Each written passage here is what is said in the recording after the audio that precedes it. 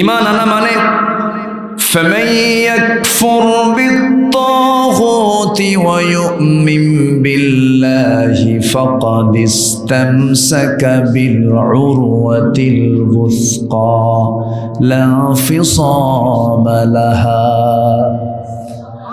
আল্লাহ তাআলা আগে তাগুতের কাফের হতে বলেছেন, বান্দা তাগুতকে তুই অস্বীকার করে নে, তাগুতের কোনো কাজ তুই করবি না, তাগুতকে প্রত্যাখ্যান করবি, ইসলাম পরিপন্থী যত কাজ আছে সমস্ত কাজকে তুই বর্জন করবি, এরপর তুই ঈমান আনবি। আল্লাহ তাআলা আরেক জায়গায় বলছেন, কুনতুম খায়রা উম্মাতিন উখরিজাত লিন-নাসি তা'মুরুনা বিল মা'রুফ ওয়া তানহাউনা আনিল মুনকার ওয়া তু'মিনুনা বিল্লাহ। জোরে বলুন আল্লাহু আকবার। তোমরাই শ্রেষ্ঠ জাতি, মানুষের কল্যাণের জন্য তোমাদেরকে দুনিয়াতে পাঠানো হয়েছে। তোমরা কি করবে? সৎ কাজের আদেশ দেবে, অসৎ কাজের বাধা দেবে।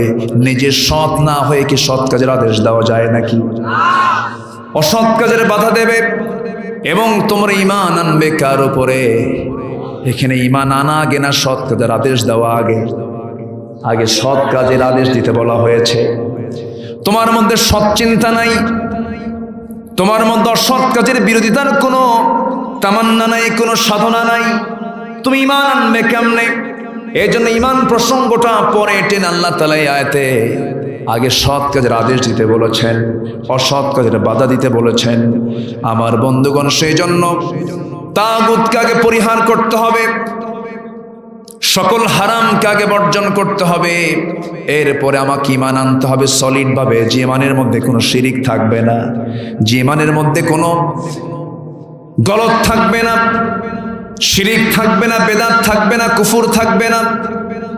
আল্লাহ তাআলা সুন্দর করে আরেক জায়গায় আরো স্পষ্ট করে বলেছেন, ওয়াল্লাযীনা আমানু ওয়া লাম ইয়ালবিসু ঈমানাহুম বিযুলমিন উলাইকা লাহুমুল আমনু ওয়া হুম মুহতাদুন।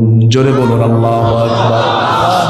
আল্লাহ বলছেন, যে বান্দা ঈমান আনবে, ওয়া লাম ইয়ালবিসু ঈমানাহুম বিযুলমিন, এবং তার ঈমানের মাঝে কোনো জুলুমটাকে সে লেবাসে এই জায়গায় যোগ দেবে না, যে ঈমানটাকে জুলুম দিয়ে আক্রান্ত করবে না। জুলুম দিয়ে ঈমানকে আক্রান্ত করলে তার ঈমানটা শেষ হয়ে যাবে। জুলুমটা কি? ইন্না শিরকা লাযুলমুন আযীম। জুলুমটাই হলো শিরক, আবার শিরকটাই হলো জুলুম। এই কাজ যারা করবে তার ঈমানটা কখনো সঠিক ঈমান হবে না, প্রশ্নবিদ্ধ ঈমান হয়ে যাবে তার। এই জন্য বলছেন, বান্দা ঈমান যদি তোমাকে আনতেই হয়, ভালো করে ঈমান আনো। ইয়া আইয়ুহাল্লাযীনা আমানু আমিনু। ঈমানদারেরা তোমরা ঈমান আনার মতো ঈমান আনো। যে ঈমান এনেছেন আল্লাহর নবীরা, যে ঈমান এনেছেন সাহাবায়ে কেরাম, জীবন বাজি রেখে তারা ঈমানের উপর অটল ছিলেন। কোনো হারাম কাজে তারা কখনো যান নাই, কোনো বাতিলের কাছে তারা মাথা নত করেন নাই। আমরা সবাই নূহের সন্তান। নূহের সন্তান যদি আমরা হয়ে থাকি, দাওয়াতি কাজ করব কিন্তু কখনো ক্লান্ত হব না। ঠিক কিনা? ক্লান্ত হব? 900 বছর তিনি দাওয়াত দিয়েছেন, ঈমানের দাওয়াত। কিসের দাওয়াত? ঈমানের দাওয়াত দিয়েছেন। 900 বছরে মাত্র 86 জন ইসলাম কবুল করেছেন। তাকে মারতে মারতে তার কওমের লোকেরা রক্তাক্ত করে জমিনে সেন্সলেস করে ফেলে দিয়েছে। হুঁশ ছিল না। শেষ পর্যন্ত তিনি কালিমার দাওয়াত দেওয়া বন্ধ করেন নাই, দাওয়াত দিয়েছেন। তবে ওই সময় তিনি আল্লাহর কাছে একটা দোয়া করেছিলেন, সেই দোয়া মঞ্জুর হয়ে যায়। মহাপ্লাবন হয়ে গেল। সেই মহাপ্লাবনে নিজের সন্তানকে ডাক দিয়ে বলছেন, কিনান রে, তুই আমার দিকে আয়।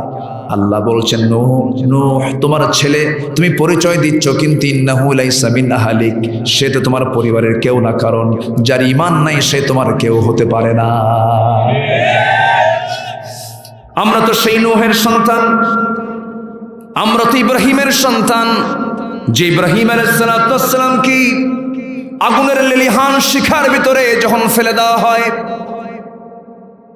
নিজের জন্মদানকারী পিতা তার বিরুদ্ধে অবস্থান করে যখন তার সামনে দাঁড়িয়ে যায়, তিনি অনড় থাকলেন। ইমানটাকে মজবুত করে নিয়া চোখের পানি ফেলতে ফেলতে আল্লাহর কাছে রোনাজারি করলেন। এত বিশাল হুমকি ধামকি দেওয়া হলো, আগুনে নিক্ষিপ্ত করা হওয়ার পর না, আগুনে নিক্ষেপ করার পরেও তাকে ইমান উচ্চত করা যায় নাই। আমরা ইমান এনেছি, প্রয়োজন আমাদেরকে পুড়ে মারবে, কিন্তু ইমান ছাড়বো না। আমরা তো ইসমাইলের সন্তান। ইসমাইল আলাইহিস সালাম এমন একটা পরীক্ষার সম্মুখীন হলেন, বাবা কর্তৃক সন্তানকে কোরবানি দিতে হবে বলা হলো। কি বলা হলো? ইন্নী আরা ফিল মানামি আন্নী আযবাহুক। আমি সন্তান ইসমাইল স্বপ্নের মধ্যে দেখতে পেলাম আমি তোকে জবাহ করছি। নবীদের স্বপ্ন হলো ওহী। নবীদের স্বপ্ন কি বলেন? ওহী।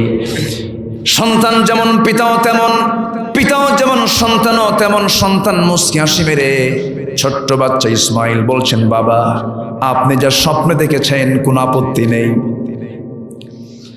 ইফআল মা তুমার, ইফআল মা তুমার সাতাজিদুনি ইনশাআল্লাহু মিনাস সাবিরিন। লাইক ফাদার লাইক সন।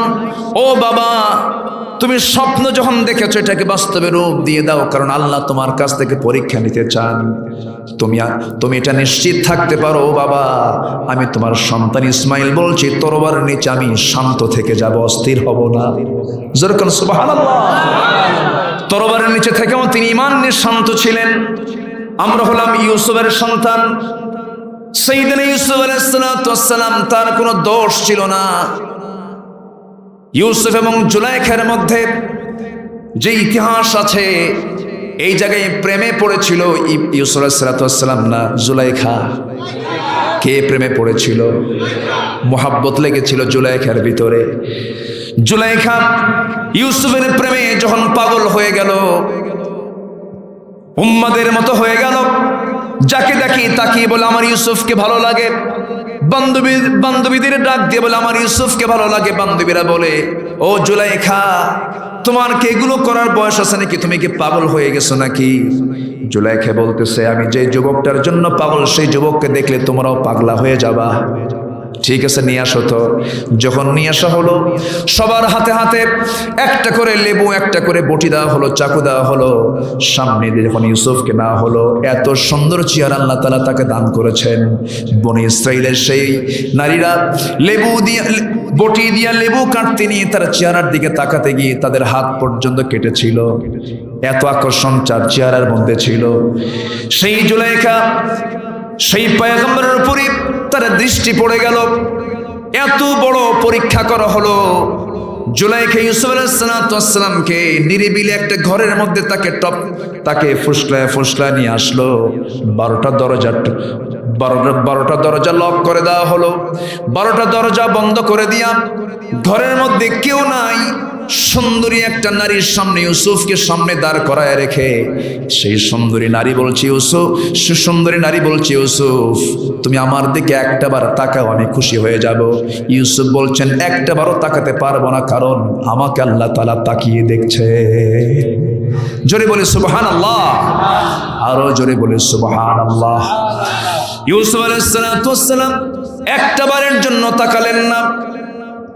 ইবনে কাসির সহ অধিকাংশ তাফসীর এসেছে ইউসুফ আলাইহিস সালামকে তার দিকে আকৃষ্ট করার জন্য জুলাইখা করলো কি, তার দেহের একটা করে পাটটা খুলে ফেলতে লাগলো, চুলের খোপাটা ছেড়ে দিল, সৌন্দর্যের পসরা তার সামনে ডিসপ্লে করতে লাগলো, নৃত্য পরিবেশন করতে লাগলো।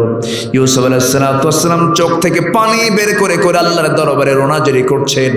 আর পিছু হটতে হটতে পিঠের সঙ্গে তার দেওয়ালটা লেগে গেল। চক্ষু বন্ধ করে হাতটা উঁচু করে আল্লাহর দরবারে প্রার্থনা করতে লাগলেন। আল্লাহর দরবারে দোয়া কবুল হয়ে গেল। ওয়াল্লাযীনা জাহাদু ফীনা লানহাদিয়ান্নাহুম সুবুলানা। যে বান্দা আমার পথে আসার জন্য চেষ্টা করে, আমি তার জন্য একটা পথ নাই, সুবুল সাবিলের বহুবচন, অসংখ্য পথ আমি তার জন্য খুলে খুলে দেই। ইউসুফ আমার দিকে ফিরে আসতে চেয়েছে, আমি তার জন্য দরজা খুলে দিয়েছি। 12টা দরজা পটপট করে খুলে গেল, বাইরে বের হয়ে গেলেন। সেই ইউসুফ আলাইহিস সালাম তার নিজের সৎ চরিত্র নিয়ে, সুন্দর সৎ চরিত্র নিয়ে তিনি ঘর থেকে বের হয়েছেন। তার কোনো অপরাধ ছিল না। তদন্ত কমিশনে প্রমাণ হয়েছে আল্লাহর নবী ইউসুফের কোনো দোষ নাই। কিন্তু রাজা করলো কি, মামলাটা উল্টায় দিল। এখন কি উল্টায় না? এখন উল্টায় কি না? মামলা উল্টায় গেল। উল্টিয়ে দিয়ে ইউসুফ আলাইহিস সালামকে করা হলো কি, জেলখানার অর্ডার দেওয়া হলো। মুসা একখান হাসি মারলেন। সবাই বলল, ইউসুফ জেলখানা যেতে কি কেউ হাসে নাকি? আহাব্বু ইলাইয়া, আমার কাছে জেলখানে প্রিয়, কারণ জেলখানায় জুলাইখার ডিস্টার্ব নাই। আল্লাহু আকবার বলেন। আমরা তো সেই ইউসুফের সন্তান। জেল যার কাছে প্রিয় ছিল, অনিষ্ট হতে বাঁচার জন্য তিনি চেষ্টা করেছেন, হাসতে হাসতে কারাবরণ করেছেন। অতএব আমাদের কোনো চিন্তা নেই। আমাদের প্রেরণার লোকগুলো আছে না নাই বলেন? ঈসা আলাইহিস সালাম দারিদ্রতা যার জীবনের সৌন্দর্য ছিল, এত দারিদ্রতার কষাঘাত তার জীবন এসেছে, ইমান থেকে এক চুল পরিমাণ নড়েন নাই। আমার বন্ধুগণ, এরকম করে সাহাবে কেরামের জিন্দেগির দিকে তাকান। ইমানের বাস্তবতা আল্লাহ পাক তাদের মাধ্যম দিয়ে ফুটিয়ে তুলেছেন। আল্লাহ বলছেন, ওয়ান্দা, 2টা গুণ অর্জন করবে, আমার বাসিন্দা আমি তোমাকে বানায় নেব। জোরে কোন সুবহানাল্লাহ। আমরা হতে চাই কার বাসিন্দা? আসতে বলবেন না, কার বাসিন্দা?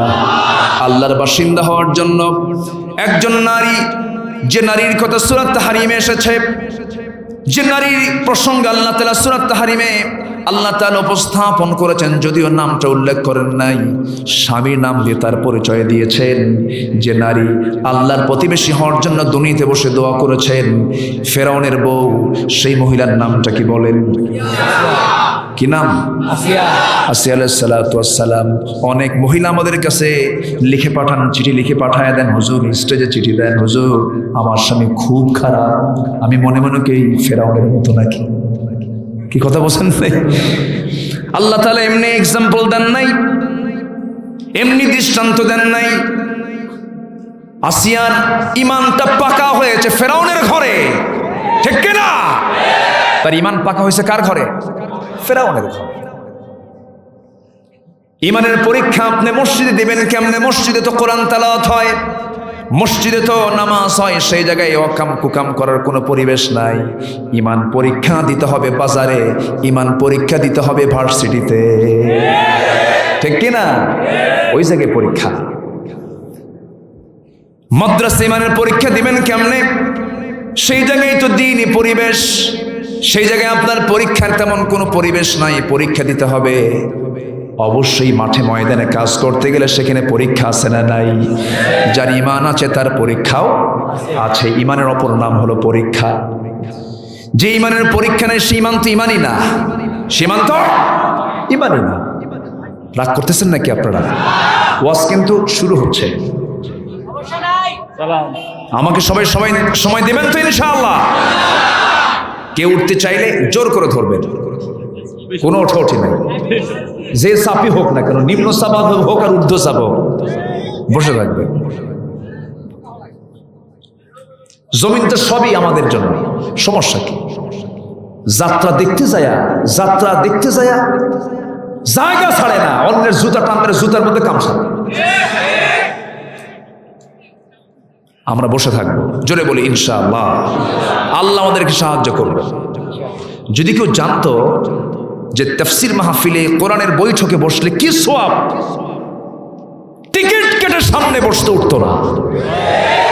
আমার একটা জায়গায় খুব হিংসা হয়, সেটা হলো আমি মসজিদে গেলে প্রথম কাতারে যদি আমি জায়গা না পাই, আমার খুব হিংসা লাগে। যাহারে প্রথম কাতারটা পেলাম না। যদি কেউ বুঝতো প্রথম কাতারে নামাজ পড়ার সওয়াবটা কি, টিকিট কেটে কেটে প্রথম কাতার দখল করতো। আমরা তো বুঝি না মাহফিল আসার কি বরকত। একদিন এই ময়দান আমাকে আপনাকে আমার পক্ষে সাক্ষী হয়ে যাবে এই ময়দান। আল্লাহু আকবার। বসে আছি না ইনশাআল্লাহ? বসে থাকবো না? আমরা ঈমান এনেছি, ঈমানটাকে টিকে রাখতে হবে, ঈমানটাকে নষ্ট করা যাবে না। ইমানের কিছু ক্যান্সার আছে, যেরকম মানুষের দেহ নামক এই বিশাল যে দেহ, এই দেহে বসবাস করার জন্য বহু রোগ আছে না নাই? আসতে বলবেন না, আছে না নাই? মাঝখান দিয়ে কিছুদিন সবার চোখে শুধু ভাইরাস, চোখে ভাইরাস উঠলো না, সবার চোখ লাল হয়ে যায়, গোটা দেশ চোখে ভাইরাস আক্রান্ত, গোটা জাতি। আমার বন্ধুগণ, দেহ নামক এই রাজ্যের মধ্যে বিভিন্ন রোগ বসবাস করে। যত রোগ আছে, রোগের মধ্যে কিছু ক্লাস আছে। এর মধ্যে মারাত্মক রোগ হলো ক্যান্সার। এতে এইডস, বিতে বি ভাইরাস, সিতে ক্যান্সার। মারাত্মক মারাত্মক নতুন নতুন রোগ দুনিয়াতে আসতেছে। তিনটা রোগী এক সময় ছিল। আসতে কোন কেন? এক সময় ছিল এইডস নামে কোনো রোগ ছিল? এই রোগটা আসলো কেন? এই রোগটা আসার মূল কারণ হলো অবাধ মেলামেশা, বউ ছাড়া অপাত্রে যাওয়া, বউ ছাড়া অপাত্রে যাওয়া। এই এইডস নামক এই গজব পশ্চিমা বিশ্বে বেশি, ইউরোপ আমেরিকায় বেশি। কারণ সেই দেশে পিতার কোনো পরিচয় নাই, কোন সন্তান কোন ঔরস থেকে এসেছে কেউ জানে না, মাও জানে না এই সন্তানটা কার, পরিচয়বিহীন সন্তান। এই সমস্ত অবাধ মেলামেশার দেশে এই জাতীয় রোগের প্রাদুর্ভাব লক্ষ্য করা যায়। আপনি যদি শান্তিতে বসবাস করতে চান, সুস্থ যদি হতে চান, আল্লাহ তাআলা বলছেন আমার হুকুম মেনে চলো, সমস্ত শেফা আমি এই কালামের মধ্যে দিয়েছি। জোরে বলেন সুবহানাল্লাহ। মানুষের দেহে যেমন বিভিন্ন রোগ বসবাস করে, ইমান আমরা এনেছি, ইমানের মধ্যেও রোগ আছে না নাই বলেন? ইমানের কিছু ক্যান্সার আছে, মারাত্মক ক্যান্সার আছে। এর মধ্যে চরম মারাত্মক ইমানের ক্যান্সার হলো শিরকের গুনাহ। শিরক আপনি করবেন, আপনার জন্য জান্নাতটা বাজেয়াপ্ত হয়ে যাবে। কিন্তু এখন প্রশ্ন হলো, হুজুর শিরক কাকে বলে? মূর্তি পূজা করলেই কিন্তু শুধু তাকে মুশরিক বলা হয় না, এছাড়া আরো বহু শিরকের বিষয় আছে না নাই বলেন? শুনবেন? বলি আলহামদুলিল্লাহ। রাত হয়ে যায় তো, মানে আমাদের উঠাতে উঠাতে কেন যেন দেরি করে সবাই। আলী ভাই, আমরা মাহফিল আসি, ওয়াজটা যে করবো গভীরভাবে, লেখা হয় পোস্টারে প্রধান বক্তা, কিন্তু প্রথমে তো উঠতে পারি না। আমি হলাম তখন লেখা থেকে প্রথম বক্তা, হয়ে যায় শেষ বক্তা। এই শেষে এমন সময় উঠায়, এমন চাপে পড়ি যে সময় মানুষের যাওয়ার চাপ, পেশাবের চাপ, ঘুমের চাপ, আমি পড়ি মহাচাপে। এটাই হবে। আলোচনা প্রাণবন্ত হয়ে হলো বাদ মাগরিব, বাদ এশা, 10টার মধ্যে মাহফিল শেষ, সব হয়, ঘুম হয়, বক্তা সুস্থ থাকে, শ্রোতা সুস্থ থাকে, পরের দিন অফিস ঠিক থাকে, ঘুম ঠিক থাকে, ফজর নামাজও ঠিক থাকে। কিন্তু আমার দেশের ওয়াজের টাইম হলো বাগমারা, তো আরো কঠিন ব্যাপার। বাগমারায় প্রধান বক্তা ওঠেন রাত 3টায় মাত্র। এই হচ্ছে আমার দেশের সিচুয়েশন। যাক, আমি আর কিছু সময় নিচ্ছি, আমাকে দিবেন তো সময়? দুটা কাজে 1 নাম্বার জান্নাত, আর দুটা কাজে আল্লাহর সঙ্গে সাক্ষাৎ। জোরে বলে সুবহানাল্লাহ। 1 নাম্বার হলো ঈমান আনা। 1 নাম্বার কি আনা? ঈমান আনা। আমরা ঈমান এনেছি তো নাকি? ঈমান আনা মানে আইন মেনে চলতে হবে কার? হুকুম মেনে চলতে হবে কার? বিধান মেনে চলতে হবে কার? এ আম গাছ এখানে উঠেছে কার ইশারায়? আসতে বলবেন না, কার ইশারায়? মাটি কার? ফসফরাস কার? ক্যালসিয়াম কার? পটাশিয়াম কার? আলো কার? বাতাস কার? আম কার? খায় কে? সবই আল্লাহর, খায় বান্দা। সুবহানাল্লাহ বলবেন না? সব আল্লাহ দেন, আর আমরা শুধু খাই। কিন্তু খাওয়ার সময় শুকরিয়া আদায় করি না, বিসমিল্লাহ কই না। এরকম কিছু নাশকর বান্দা মনে হয় রাজশাহীতে নাই? আছে তো? আছে। কি সুন্দর আম! আমি সেদিন মিঠাপুকুর গিয়েছিলাম। মিঠাপুকুরে বললো, হুজুর আমাদের এলাকায় একটা আম আছে, হাড়ি ভাঙ্গা। হাড়ি ভাঙ্গা আছে না? বললাম হাড়ি ভাঙ্গা এটা কেমনে হলো? হুজুর না, আমাদের তফসিল করা তো কঠিন। হাড়ি ভাঙ্গা খুব মিষ্টি, ভালো আম। এই আম পাকিস্তান পর্যন্ত চলে গেছে। এই আম ইন্ডিয়া পর্যন্ত চলে গেছে উপহার স্বরূপ, তাই না? গেছে না? তাহলে আমার দেশের আমের কত ডিমান্ড, ভারতে যায়, পাকিস্তানে যায়, তাও ঠিক। ঠিক আছে, ঠিকই তো। আচ্ছা, কিন্তু এই আমটা কে বানালেন? আমটা কে দিলেন? সে আল্লাহকে ভুলে যাওয়া যাবে? সে আল্লাহকে ভুলে যাওয়া যাবে? যাবে না। আল্লাহকে ভোলা যাবে না কখনো, কারণ আমার আল্লাহ তাআলা এক সেকেন্ডের জন্য আমাকে আপনাকে ভুলেন না, আমাকে আপনাকে কখনো অবহেলা করেন না। আল্লাহ তাআলা এমন আল্লাহ, আমার এমন প্রভু, আমার যখন কোনো অস্তিত্ব ছিল না, সবাইকে নির্গত এক ফোঁটা পানি থেকে আল্লাহ তাআলা আমাকে বানিয়েছেন। আল্লাহ তাআলা আমাকে এক ফোঁটা পানি থেকে শুক্রাণুকে সক্রিয় করে মার জড়ের ভিতরে আল্লাহ তাআলা সেখানে সক্রিয় করে জমাট রক্ত, গোশতের টুকরা, মুদগা, আজমা, ফাকাসাউনাল ইযামা লাহমা, গোশতের সুন্দর করে একটা অংশ বানায়া, টুকরা বানায়া, সেখানে ফানাফাখা রূহাহু, সেখানে রূহ ঢুকায়া দিয়া আল্লাহ তাআলা চারটা বিষয় নির্ধারণ করে দিয়া সেই মার পেটের মধ্যে আল্লাহ তাআলা 9টা মাস যে বড় করলেন, সেই মার পেটের মধ্যে কত পাওয়ারের বাল্ব ছিল?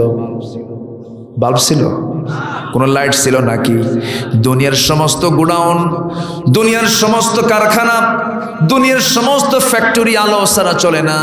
কিন্তু আমার আল্লাহ এমন আল্লাহ যে আল্লাহ আমাকে এমন জায়গায় আমাকে এমন জায়গায় বানালেন, এমন ফ্যাক্টরিতে আমাকে গড়ে তুললেন যে ফ্যাক্টরির মধ্যে ঘন কালো, নিকষ কালো অন্ধকার, কিন্তু আল্লাহ তাআলা সূক্ষ্ম করে 2টা চোখ বানালেন, চোখটা এলোমেলো হলো না।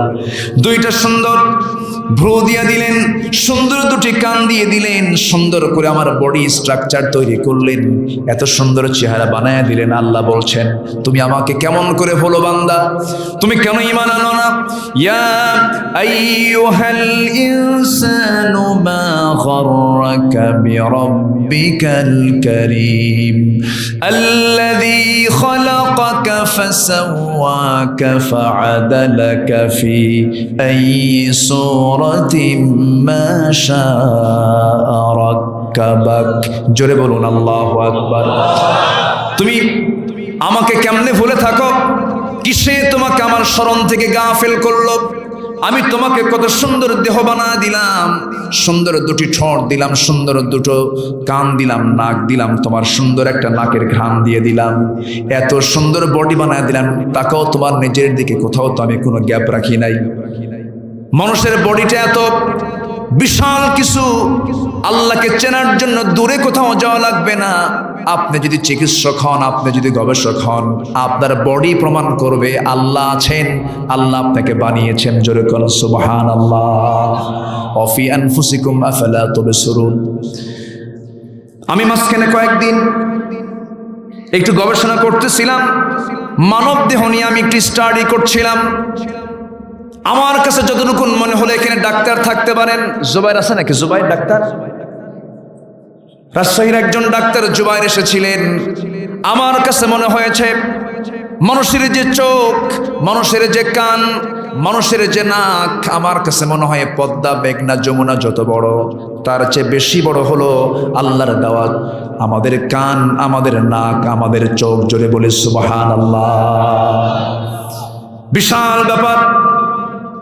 মানুষের বডিতে যে ডিএনএ আছে, এই ডিএনএ এত লম্বা, হাজার কোটি কিলোমিটার, এত বড় ডিএনএ লম্বা। সূর্য থেকে পৃথিবী পর্যন্ত 50 বার ঘোরানো যাবে একজন মানুষের বডির ডিএনএ দিয়ে। এত লম্বা ডিএনএ। জোরে কোন সুবহানাল্লাহ। আমাদের দেহে যে কোষের সংখ্যা আছে, সেই কোষের সংখ্যা হলো 37.2 মিলিয়ন, নয় বিলিয়ন, নয় ট্রিলিয়ন। আল্লাহু আকবার। সেন্সরি রিসেপ্টর আছে হলো 110 মিলিয়ন। লোহিত রক্ত কণিকার বেশি আছে হলো 30 ট্রিলিয়ন। শুধু মানুষের মাথার মধ্যে যে নিউরন সংখ্যা হলো 100 বিলিয়ন। জোরে কোন সুবহানাল্লাহ। আমার ভাইয়েরা, মানুষের বডিতে যে ব্লাড ভেসেল আছে, ব্লাড ভেসেল, এই ব্লাড ভেসেল হলো 97,000 কিলোমিটার লম্বা। একটা মানুষের বডির ব্লাড ভেসেল যদি 97,000 কিলোমিটার লম্বা হয়, আমার বন্ধুগণ, মাত্র 3 হাত ইয়ারফোন, যা ইয়ারফোন কানে দিয়া মানুষ মোবাইল থেকে আওয়াজগুলো শোনে, ইয়ারফোনে কথাগুলো শোনে, এই মাত্র 3.5 হাত ইয়ারফোন পকেটের মধ্যে 3 মিনিট রাখার পর যখন বের করা হয় কয়েকটা প্যাঁচ লেগে যায়।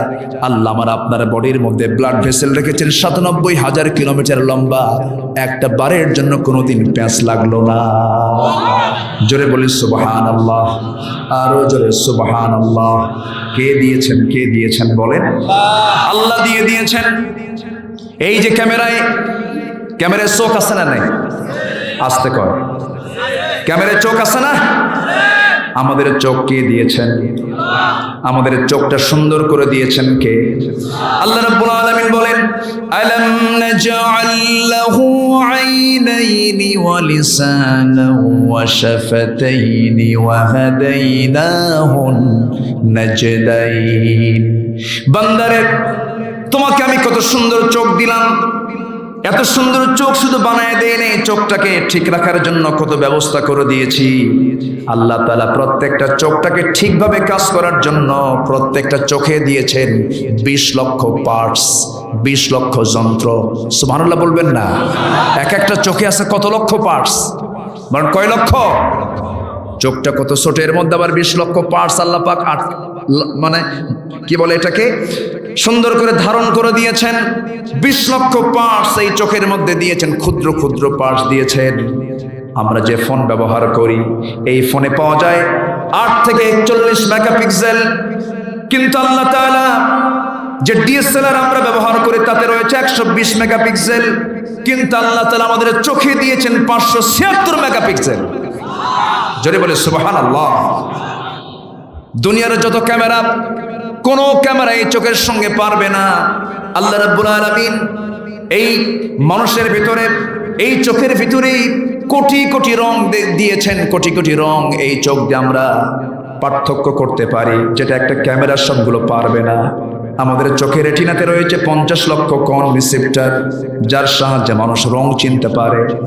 মানুষের চোখ সোজাসুজি 120 ডিগ্রি কোণে দেখতে পায়, যা আজ পর্যন্ত কোনো ক্যামেরা পারবে না। পারে নাই, পারবেও না, সম্ভব না। এই চোখ কে দিয়েছেন? আসতে বলবেন না, কে দিয়েছেন? এই চোখের মধ্যে আল্লাহ মনি, লেন্স, এরপরে ইকুয়াল, ডিপ ইকুয়াল সবকিছু এর মধ্যে দিয়ে দিয়েছেন, এবং চোখের পেছনে দিয়েছেন 1,70,000 চিকন চিকন সূক্ষ্ম সূক্ষ্ম রগ দিয়েছেন।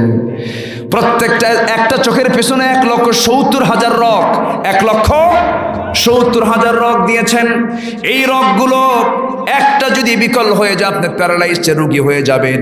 আল্লাহ বলছেন, বান্দারে এত কিছু দিলাম, তুই আমাকে বিশ্বাস করিস না, তুই আমাকে মানিস না, আমি তোর সব চাহিদা পূরণ করে দিয়েছি, অতএব তোর মুখ থেকে ঈমান এনে তুই প্রকাশ করে ফেলবি আলহামদুলিল্লাহি রাব্বিল আলামিন। সবাই বলেন আলহামদুলিল্লাহি রাব্বিল আলামিন, আর রহমানির রহিম, মালিকি ইয়াউমিদ্দিন, ইয়্যাকা না'বুদু ওয়া ইয়্যাকা নাস্তাঈন। জোরে বলুন আল্লাহু আকবার। প্রশংসা করব কার? আসতে বলবেন না কার? চোখটা বানিয়ে দিয়েছেন কে? চোখটা সুন্দর করে বানিয়েছেন কে? নারীর চোখের প্রশংসা করব না আল্লাহর প্রশংসা করব? সুন্দরী নারীর ডাহুক ডাহুক চোখ দেখে কিছু পুরুষ পাগল হয়ে যায়, এটাও ঠিক, পাগল হতে হবে তো, কিন্তু অন্যের বউ না, নিজের বউ। অন্যের বউ দেখে পাগল হয়ে যাবে? নিজের বউ থেকে আপনি পাগল হয়ে যান, নিজের বউয়ের চোখের আপনি প্রশংসা করেন, কোন আপত্তি নাই। কিন্তু কিছু কিছু লোক আছে নিজের বউয়ের দিকে নজর না দিয়ে অন্যের বউয়ের দিকে নজর দেয়। এটা মনে হয় বেলপুকুরটি করে এই এলাকায় নাই, আছে আছে। এই নজর কি দেওয়া যাবে? এটা কি সুনজর না বদনজর? সুনজর না বদনজর?